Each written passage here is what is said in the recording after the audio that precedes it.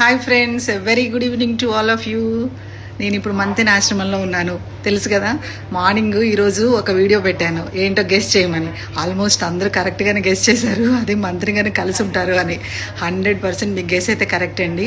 అనుకోకుండా అలా వెళ్తూ ఉంటే మంత్రి గారు అలా వర్క్లో ఉన్నారనమాట. మేము చూసి పలకరిస్తే సార్తో మాట్లాడాలి అని అనుకుంటున్నాం అని అంటే ఇమ్మీడియట్గా మమ్మల్ని కాన్ఫరెన్స్ హాల్లోకి తీసుకెళ్ళి మాతో కూర్చొని మాట్లాడడం జరిగింది. ఆల్మోస్ట్ 15 minutes సార్తో స్పెండ్ చేసాము. ఇంకా తర్వాత కూడా అసలు మేమే ఇంకా అంటే సార్ టైం వేస్ట్ అయిపోతుందేమోనని మేమే బయటకు వచ్చేస్తున్నాము. ఆయన అయితే ఇంకా అసలు ఏమనట్లేదు, అసలు చాలా కామ్గా కూర్చొని మంచిగా మాట్లాడుతున్నారు.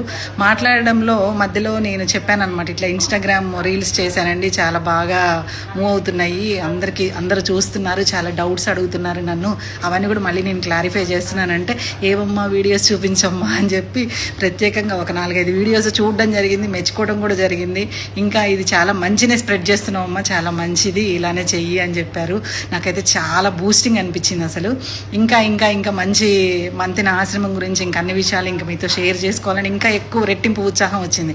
యాక్చువల్గా నేను ఇది స్టార్ట్ చేసిన దగ్గర నుంచి నాకు వచ్చే ఎంకరేజ్మెంట్ చాలా ఉంది, అందుకే నేను రెగ్యులర్గా చేస్తున్నాను. బట్ మంతెన గారు కూడా ప్రత్యేకంగా చూసి మెచ్చుకోవడం అనేది ఇంకా నాకు చాలా హ్యాపీ అనిపించింది అనమాట. సో అసలు యాక్చువల్గా నేను ఎప్పుడు కూడా మంతెన గారిని ఇట్లా దగ్గరగా చూసి మాట్లాడతానని ఎప్పుడు అనుకోలేదు లైఫ్లో. నేను నా లైఫ్లో చూసిన ఇద్దరు గ్రేట్ పర్సన్స్ అంటే దగ్గరగా మాట్లాడిన వ్యక్తుల్లో రామోజీరావు గారు, ఇప్పుడు మంతెన గారు అనమాట. నాకు చాలా హ్యాపీ అనిపించింది. మనం ఏదైనా లైఫ్లో పట్టు సాధించాలి అంటే కఠోర శ్రమ చేయాలి, కన్సిస్టెన్సీ మెయింటైన్ చేయాలి. సో అది నేను మంతెన గారిలో చూశాను. ఆయన ప్రకృతి జీవన విధానం ద్వారా ఆరోగ్యాన్ని ఎలా సాధించవచ్చు, ఎలా జీవించి చూపించవచ్చు, అంటే జబ్బు లేని జీవితాన్ని ఎలా ఎంజాయ్ చేయవచ్చు అనేది ఆయన తన జీవితాన్ని ఒక ఎగ్జాంపుల్గా చేసి అందరికీ చూపించారనమాట. సో అది మనందరికీ ఆదర్శం అనుకుంటున్నాను నేను.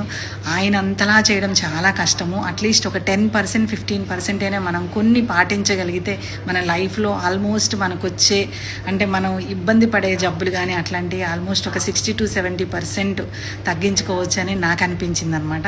నాకు చాలా హ్యాపీ అనిపించింది. Thank you.